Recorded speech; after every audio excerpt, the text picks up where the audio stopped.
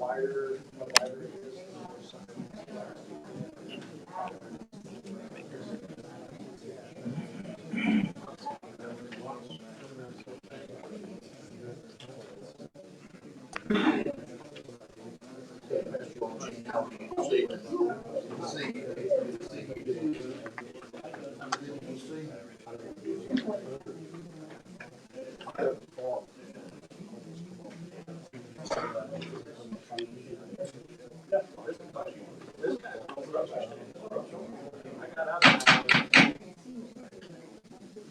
Hello, I call to order the April 5th, 2022 Richmond Hill City Council meeting. We'll begin with an invocation by Captain Ray Fowler of the Richmond Hill Police Department, and then a pledge of allegiance led by Councilmember Scholar. Before Captain Fowler begins to pray, and he will mention this in his prayer, we've asked, there's an ongoing weather event and perhaps even a tragedy at the north end of the county. So we would certainly covet, I'm sure they would covet your thoughts and prayers for what's going on there. Captain Fowler. Shall I pray? Dear Heavenly Father, Lord, we thank you for this day that you have given to us, and we thank you for this opportunity to gather together and do the business of Richmond Hill. And we ask that you would rest on this place as we conduct that business. But a special prayer, Father, for those that have been affected by the inclement weather. There are a lot of people that are in the middle of a storm, a real storm in their lives, and there are a lot of people out there trying to attend to those needs. And we just ask, Father, that you would put your hands on our community, our extended community, and those people that are in harm's way. We just ask, Father, that you would keep everybody safe in the midst of our recovery from these things. We do thank you for the many blessings that you've entrusted us with, and we ask, Father, that you would find us as good stewards of these things.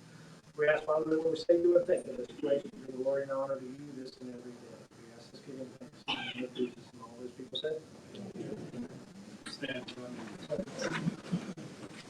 I pledge allegiance to the flag of the United States of America and to the republic for which it stands, one nation, under God, indivisible, with liberty and justice for all.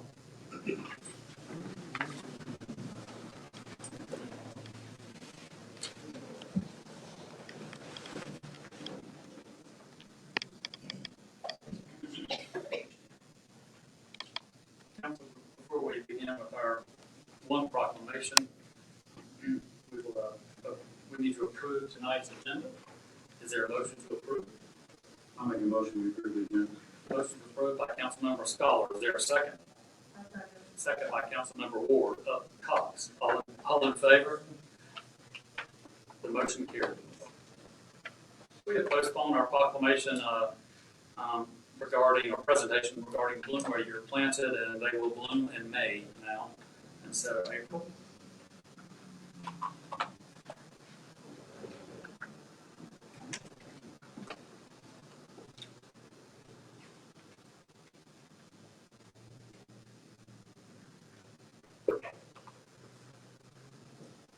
Next on the agenda, proclamation recognizing April 2022 as the month of the military child. Whereas hundreds of brave Richmond Hill citizens serve in the military and have taken the oath to support and defend the Constitution of the United States against all enemies, foreign and domestic, and whereas military-connected children can shoulder the burdens of service, facing unique challenges from a young age. They move frequently with their families, leaving friends, schools, and communities behind. They say goodbye to deploying family members, not knowing when they will see them again. Some of these young people endure deployments and separations, spending months or even years away from their beloved parent. And whereas these military children are a source of pride and honor to us all, and it is fitting that we take time to celebrate their spirit and let our men and women in uniform know that while they take care of us, this community will take care of their children. And whereas the recognition of April 2022 as Month of the Military Child provides a special opportunity to pay tribute to military children for their sacrifice. Thank you.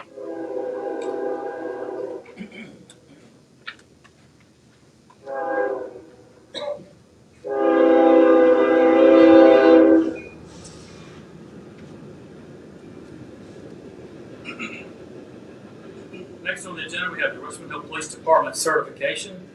I believe Captain Fowler will introduce. Mayor and Council, it pleases you, tonight's presentation is going to be for our state certification program. And we have a guest that's going to explain that much to you.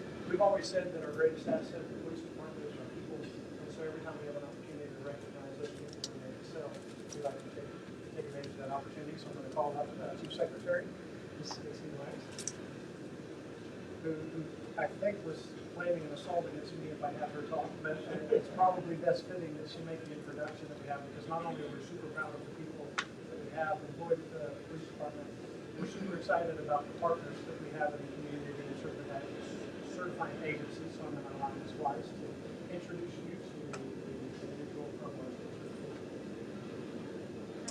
I'd like to introduce Mr. Chuck Murdo. He's been quite helped me during the state certification. But he's here to present the plaques. But I'd also like to bring up Sergeant Lee Rodriguez, Captain Fowler. My other team members are, of course, Pembroke, helping them.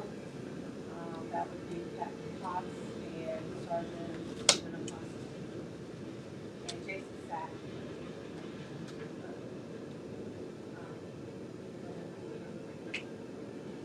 Good evening.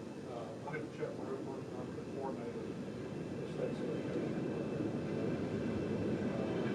It's my honor to be here tonight to recognize the Richmond Hill Police Department for their certification. I'm not sure if you understand or if you know really what this is about. The analogy I always use is if you were going to take your family to a hospital for treatment, you would want to take them to a hospital to be certain standards. If you were just seeing kids or you were going to go to a college university, you wanted to send them to college university and certain standards of higher education. Let that same analogy apply to law enforcement. The big difference between a person and law enforcement, they have to be those standards. Law enforcement does not. This is totally voluntary. It's something that you should do because they want to do the best they can. So it's a big deal. It's a 3-year process for them. And as leaders of the community and the citizens that are here, you should be very proud to be part of it. Because every agency that finds this, somebody that's don't keep it. So this is a big deal for them. And as such, we should be very proud of it. We've got almost 700 law enforcement agencies in Oregon. There's about 140 that are state certified. So that's the 20%, which is right about it. It's a big deal. So, I don't know as far as your insurance,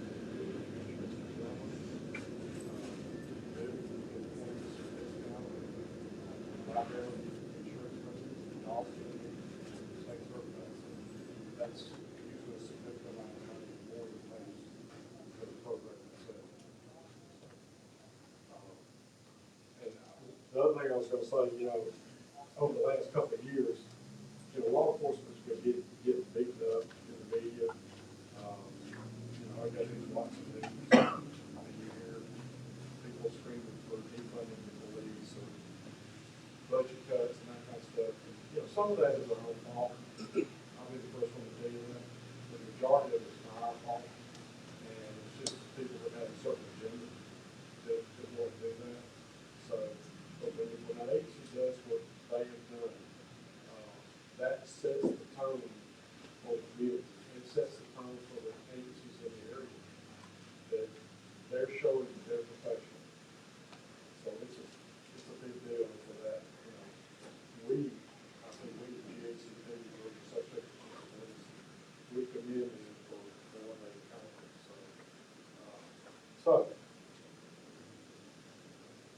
I understand the chief is out as well as you need.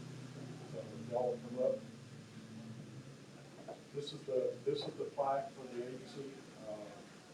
It's for 3 years. It's good through 2025. It's signed by the governor.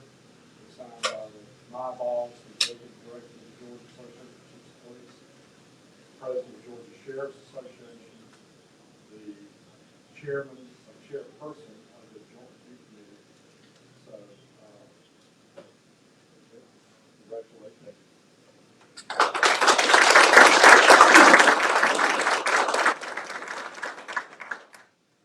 In addition, for this to be successful, it has to be a department-wide effort. It can't just be the chief saying, I want to get site certified and don't bother me until it gets done. It has to be, everybody has to be involved, from the chief all the way down to the newest officer or civilian employee. So, but there has to be one person that pulls everything together. Make sure all the documents are there, make sure the policies are written in accordance with the standards. So it's, it's a lot of work. I was a certification manager and accreditation manager early in my career, and I know the amount of work that's involved. So we have a plaque, certificate of appreciation for Stacy as an expression of gratitude for your dedication and efforts to the state of Georgia law enforcement certification program as a certification manager. Congratulations.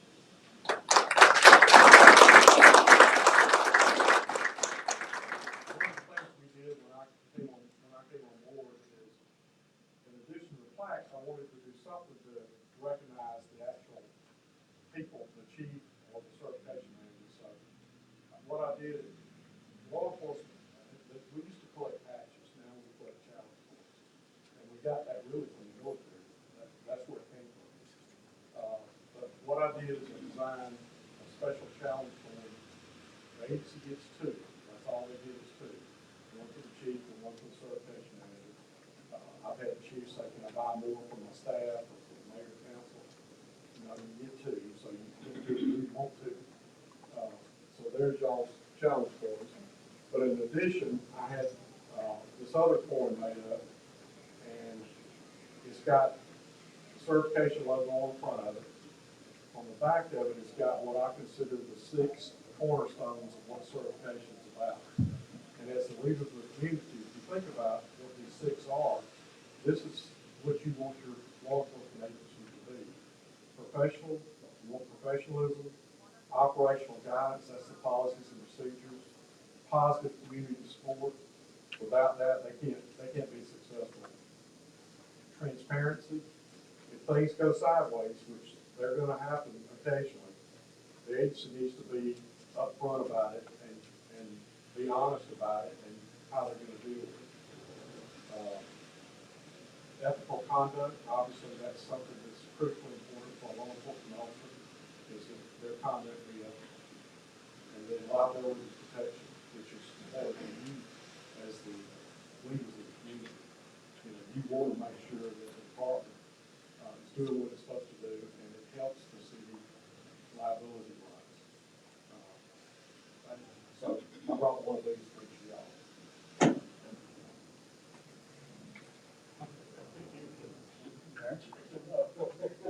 Thank you.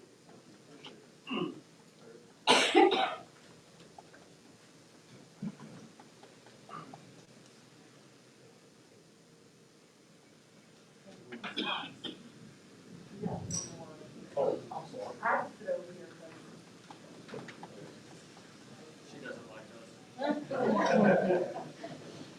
On behalf of, to the Richmond Hill Police Department, on behalf of the grateful city and city council, this certification is obviously well warranted.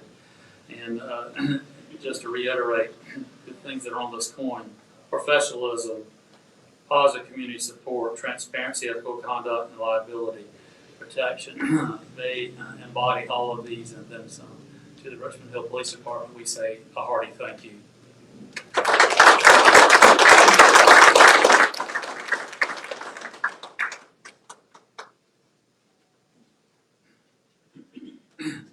One more note about this, and to say something else about another important department. When we heard about the weather issue, the tornado that touched down in North Bryan, immediately both Chief Brendan Green from Richmond Hill Fire Department and Chief Mitch Shores sprung into action, sending and actually not just sending, but going there with some of their officers and firefighters to help our Public Works Department.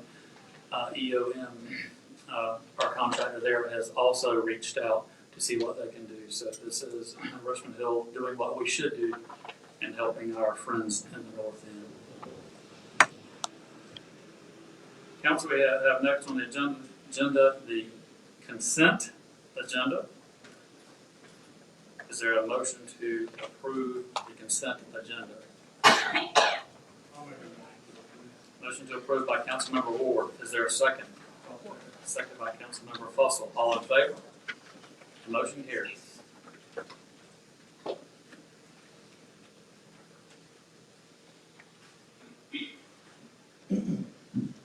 Planning and zoning. Evening. First items I have are regarding the Board of Zoning Appeals. You guys serve as that as well as City Council, so we need to open up a public hearing on those. I now open the public hearing for the Board of Zoning Appeals. And first, these first two are interrelated. They are separate items for consideration.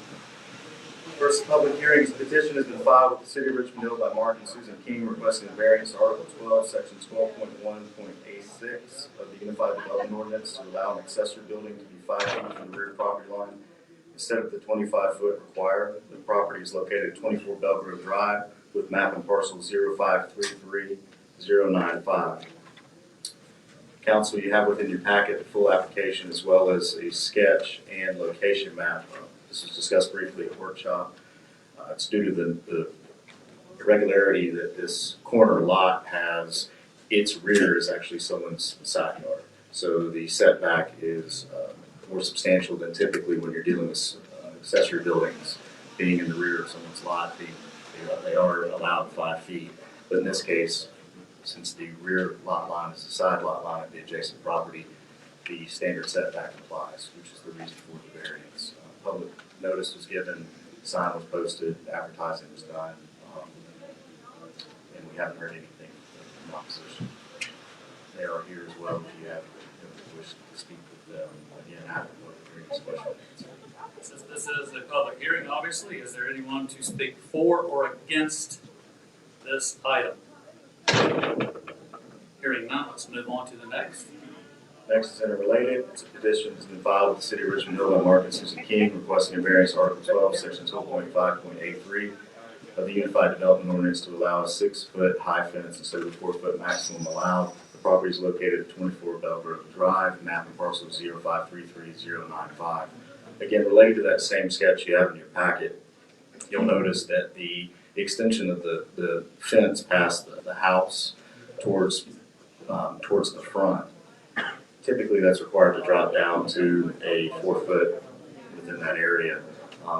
What the request is to keep that as the 6, so it's a continuous 6-foot fence all the way around to keep enclosed for the accessory building and enclose the backyard.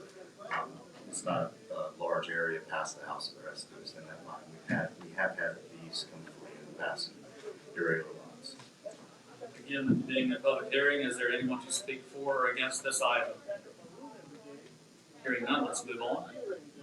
Next is a petition that's been filed with the City of Richmond Hill by Felder and Associates requesting a variance to Article 11, Section 11.4.D2 of the Unified Development Ordinance to allow a bronze-colored standing seam metal roof.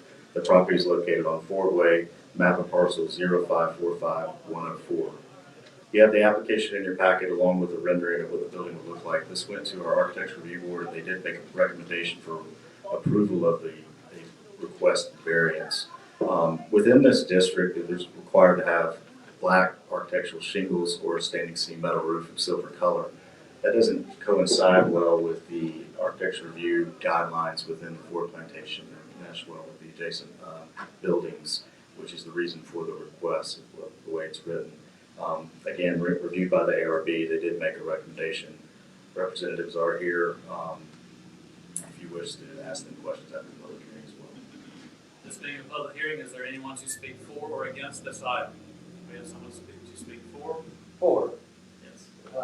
Mark Rand, the GM of the board, over both the POA and the club and the architectural review board. Our Mark, if you could come up, please, Our standards are, and repeat your name as well. Mark Ray, I'm the GM at the Ford Field and River Club, and in charge of both the POA and the club. Our architectural review board reports to me. I'm here in support. They have worked through 6 iterations to get to where you are now before they can submit it to the city. We are supportive. There are no asphalt shingles allowed at Ford, and that's what's suggested. The ARB actually, we have control over what goes up front before it even comes to. So the standard that they have been held to is a very high standard, and both club and POA are supportive.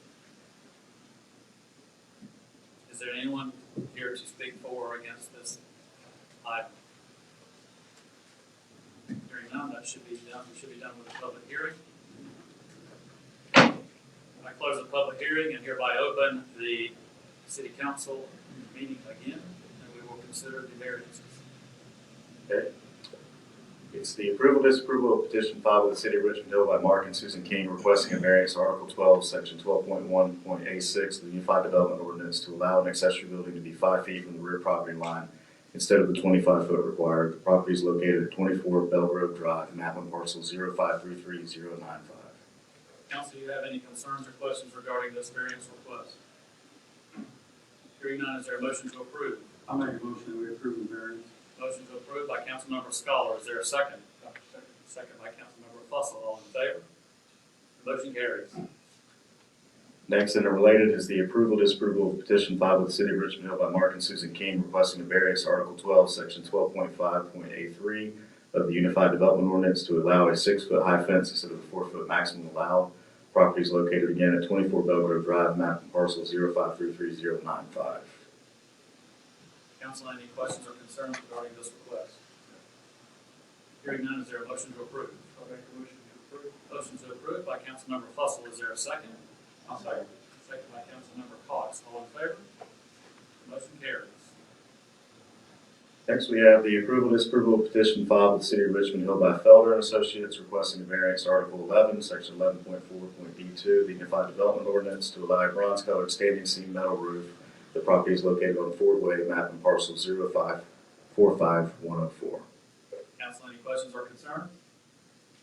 Hearing none, is there a motion to approve? I'll make a motion to approve. Motion to approve by Councilmember Ward. Is there a second? I'll second. Second by Councilmember Scholar. All in favor? Motion carries. And next, moving on to the city council items, the planning commission architecture review board verbal report. As I mentioned, the ARB made a recommendation for approval to the variance request that you just voted on. At the planning commission meeting, they held a public hearing for your first reading of the Jimmy Summers rezoning request and made a recommendation for approval on that. In addition, they approved, they built a new Taco Bell, so the combined KFC Taco Bell is going to be torn down and turned into a brand new KFC. So they reviewed, it's at that same location where the KFC Taco Bell is now in 17. They reviewed the site plan and building elevations on that, and they made a recommendation for the plat for Radiant Places, the plat for Ford Field and River for Brewer Land Survey that you have on your agenda today. So moving on, I have a first reading. It's a first reading of a petition filed with the city of Richmond Hill by Jimmy Summers requesting a rezone 2589 Harris Trail consisting of 8.698 acres with map and parcel number 055056 from unincorporated Bryan County A5 to city of Richmond Hill R3, which is moderate density residential district. Okay, you guys already accepted the petition for annexation on this, and we've discussed briefly at workshop. You have within your packet the complete application along with the location of the property, which you should be familiar with by now. Again, the request is to zone it to R3 to allow for a future development to consist of townhomes. I've also included in your packet the future land use plan and to show you the adjacent zoning of the properties behind and over from it, to show you how it coincides with our current zoning as well as the future land use plan. This being a first reading, of course, we will have the second reading and vote at our next city council meeting. Okay. Next, we have the approval, disapproval of petition filed with the City of Richmond Hill by Adolph Nelson requesting to rezone 28 Laurel Street from C3 interchange commercial to C1 general commercial. It's map and parcel number 0461016. As we discussed at the previous council meeting, I described from the public hearing that was held on this. Again, it's to create it to be in a C1 district as opposed to C3. It's a relatively small lot for a C3 district, and the C1 opens up some different opportunities for professional offices and the like. Really, the only difference in the two, as we've discussed, is C1 doesn't allow hotels and some of the other uses that cater to the motorists, but because of the lot size, a hotel wouldn't necessarily go there anyways. C1 is adjacent to it, and kind of all the way down Ford Avenue from this location. Council, any questions or concerns?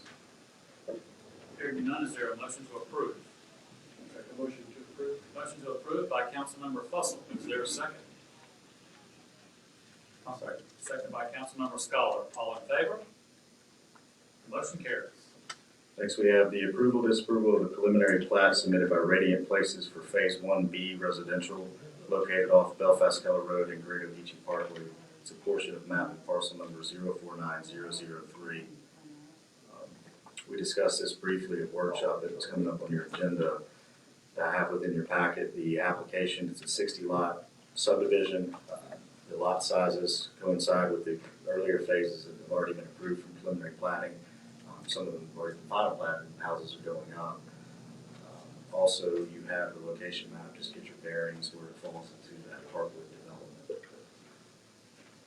And reviewed by staff in its entirety, meets all of our subdivision ordinance requirements as well as the PUD. Council, any questions, concerns, issues? Hearing none, is there a motion for approval? Make a motion to approve. Motion to approve by Councilmember Fussell. Is there a second? Second by Councilmember Cox. All in favor? The motion carries. Next, we have the approval, disapproval of the preliminary plat submitted by Brewer Land Surveying for a recombination of lots 184 through 188B of the Ford Field and River Club. This is a 7-lot subdivision. There are already 5 existing lots through the recombination. Two more have been added. This isn't necessarily something that would go before you guys, other than the fact that utilities do have to extend, so it falls into a major platting category, so it requires coming to council and planning commission. The lot sizes are already larger than most any lots that we have in any of our residential districts due to the nature of the size of the lots in the Fort Field and River Club. Within your packet, you have the locations as well as the application and the actual subdivision plan, which you can see in a 7-lot subdivision. Council, any questions or concerns? There's no wetlands. Okay. Any other questions? Council, is there a motion to approve? Make a motion we approve the preliminary plat. Motion to approve by Councilmember Scholar. Is there a second? Second by Councilmember Ward. All in favor? Motion carries. Next, we have the first reading of a petition filed by the City of Richmond Hill to amend Chapter 22, Article 3, roadside sales for the purpose of adding additional mobile vending regulations to repeal conflicting ordinances to provide for an effective date and for other purposes. We've discussed this at length. It's now before you guys for first reading, and will be an item for consideration at your next meeting. This is just revisions regarding to the food trucks in the roadside sales section of the ordinance to require the business licenses as we've discussed, as well as how many days per week they can conduct business on any one lot. Right now, it's a draft format for you guys for first reading as 2 days per week conducting business unless it's located at the base of operation on record of the city. So if it's a food truck associated with a restaurant, and then be out in the parking lot, then so be it. But this was already in there to some degree from the residential districts, and it makes it throughout the city. Since this is a first reading, we will vote on this in our next council meeting. Okay.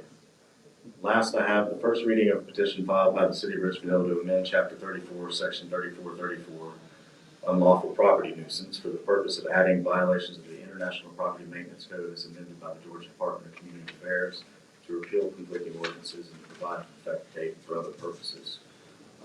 You have this within your packet, council. It's really just a simple addition to that chapter that has any violations of the IPMC, the International Property Maintenance Code, and any of its amendments by the state fall into the categories along with the other property nuisance categories that we have. This is really going to help us from an enforcement standpoint.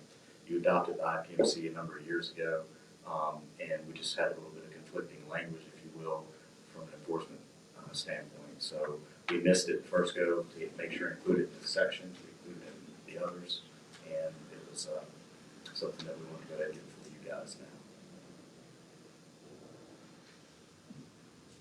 As with the others, this is a first reading, and we will vote on this at our next council meeting. That's all I have. Thank you, Scott.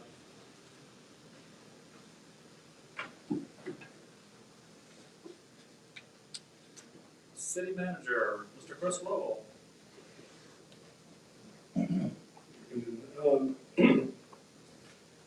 I have several items, and you'll notice some of them are not discussed at the workshop. Some things have come up, so I'll try my best to explain them to get you guys comfortable.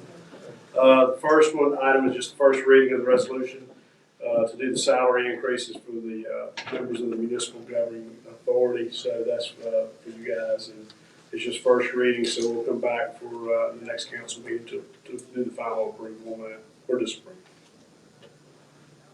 As with the other first readings, this is a vote we will take next city council meeting, which will obviously be a very fruitful city council meeting. Yeah, we got a lot coming up, so.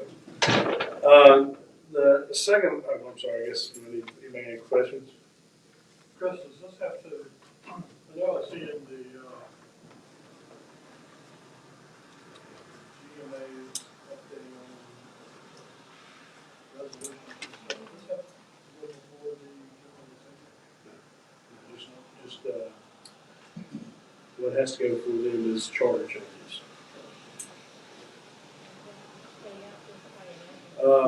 Anything else? Second item I have is something that Councilmember Cox brought to our attention, and so this was not discussed in the workshop, but it had a time component on it. We were working, or the state agencies, and I have to go back and look at my notes here, but they are working with some COVID relief money, and they've come up with an idea to the Georgia Department of Human Services, in DFACS. They've come up with a plan to help people with their water bills, people that are having trouble paying it, or elderly people on fixed income. And so this is something we're participating with. We've had Ray review the agreement. As anything, generally it's a little more entailed than we thought originally, but it's all stuff we can handle. It's a lot of reporting and things that we have to do internally, which is fine, but the money will run out eventually. And so this is why I'm bringing it to you guys kind of last minute, and didn't have a chance to discuss it at the workshop. So this is something that we found out about, I think, last week, and we've kind of pushed it through to make sure that we can maybe participate in some of this help for folks that may need it.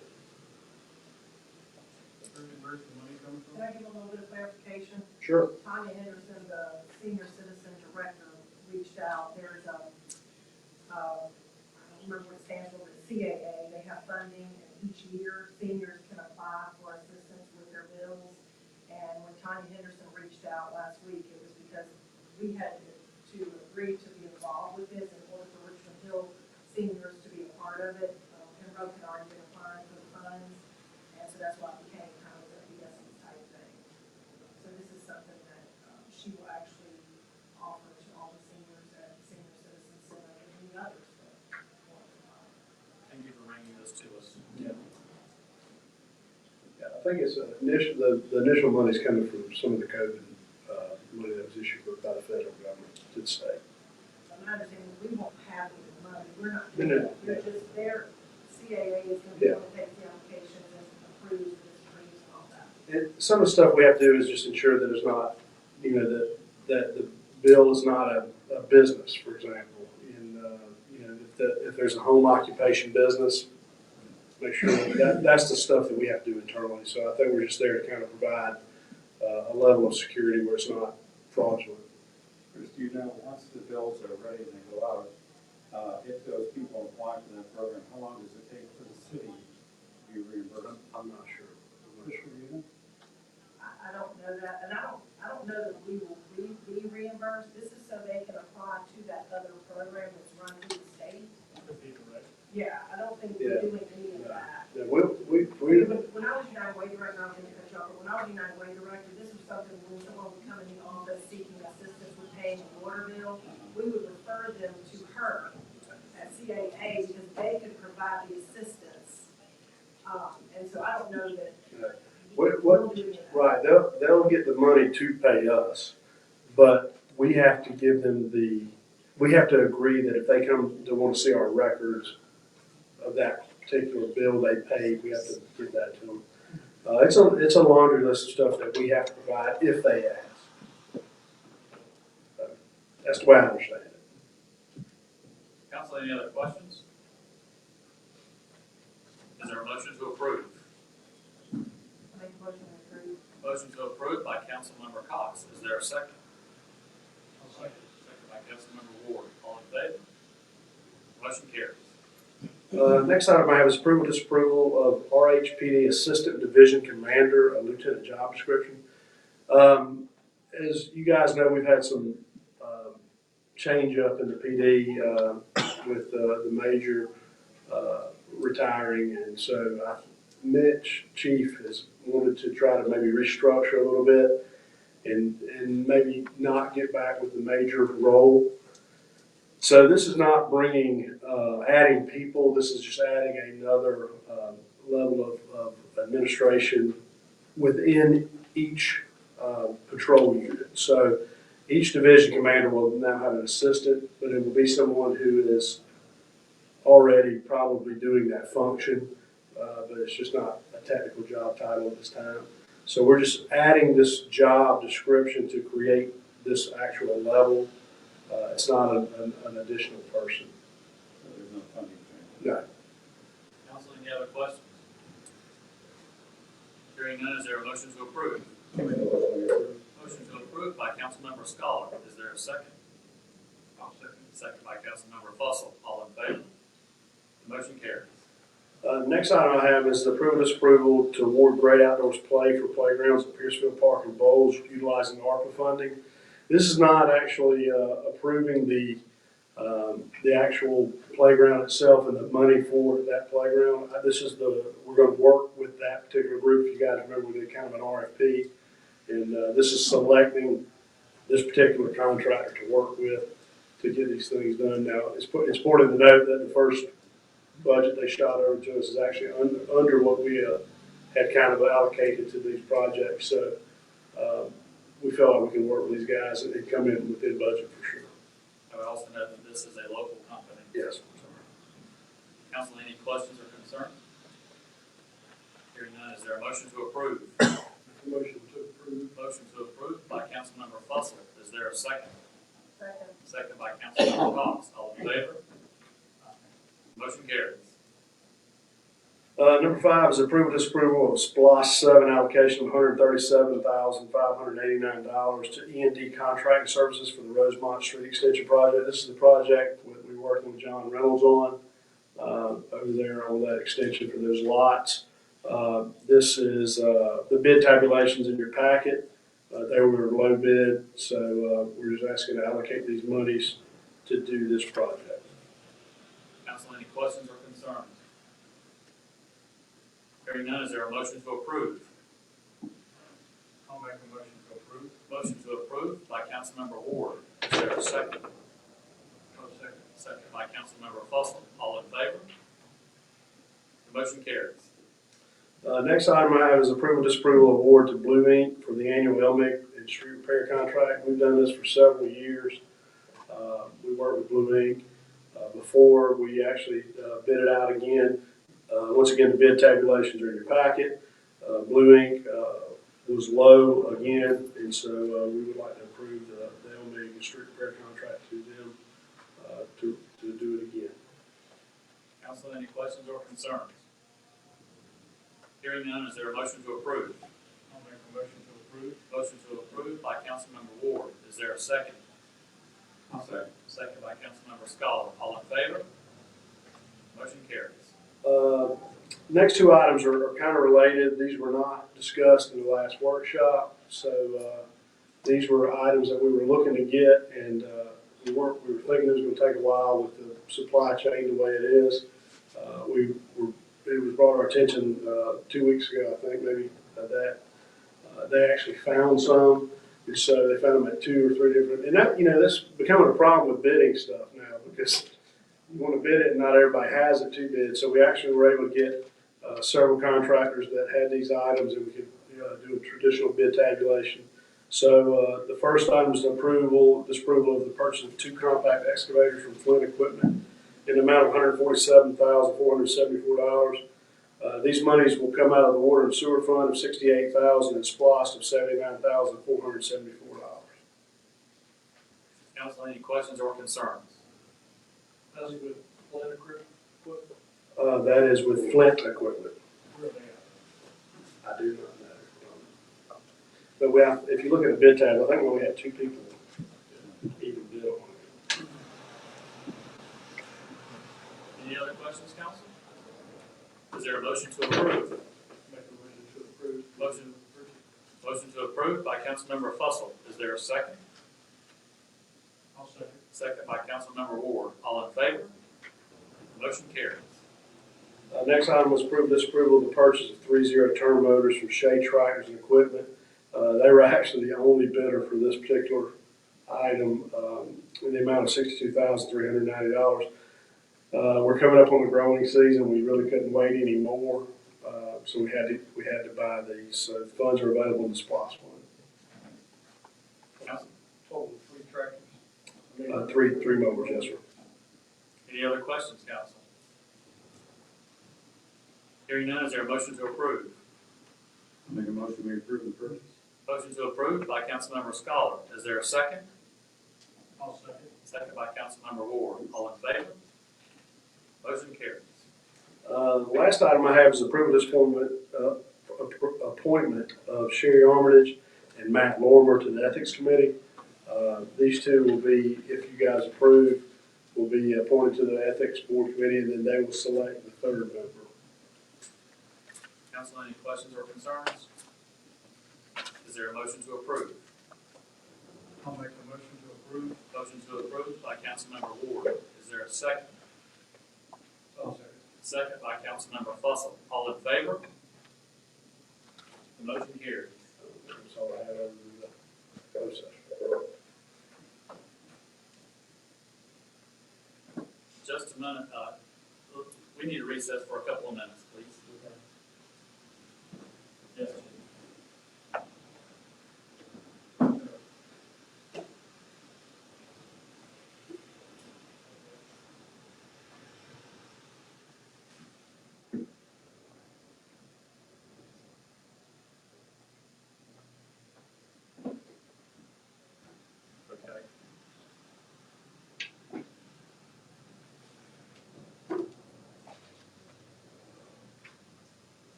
Okay. All right, thank you, will do. Okay, bye. Obviously, cell phones are out in, all over in the north end, so we need to relay the message to Carter, and then I'll get us started on the executive session. Before we go into that, this will be the last business we do tonight before we go into executive session for legal matters. And I would like to say something to a trusted employee for 9 years, 10 years, almost 9. And this is, to my knowledge, your last city council meeting. Scott, we thank you for your diligence, your insight, your practicality, and so many other adjectives. If I had a thesaurus, I could keep going.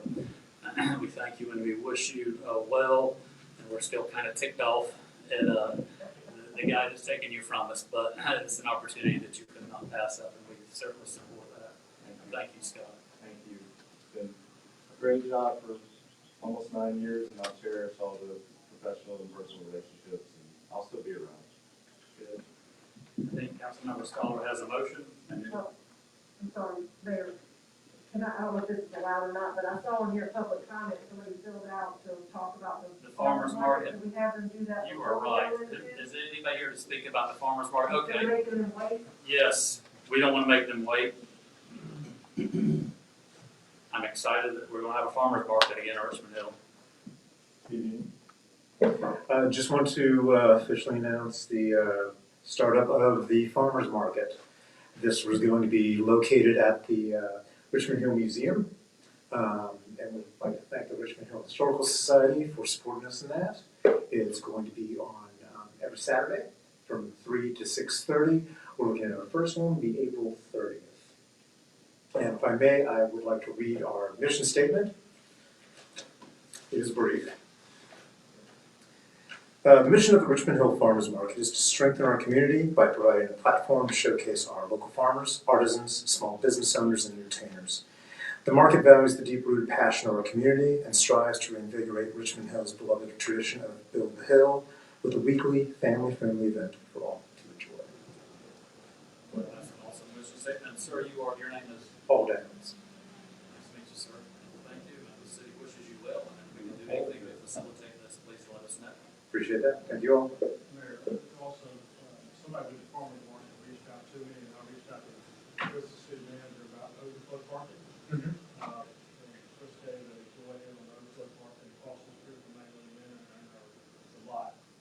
Yeah, oh, that's good. I'd like to thank you for that. Yes. That's a good use of Some that. of our principals have reached out. Thank you very much.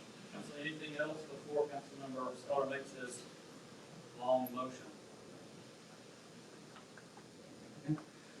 And so I motion that this mayor and council now enter into closed session as allowed by OCGA 50-14-4 and pursuant to advice by the city attorney for the purpose of discussing legal matters.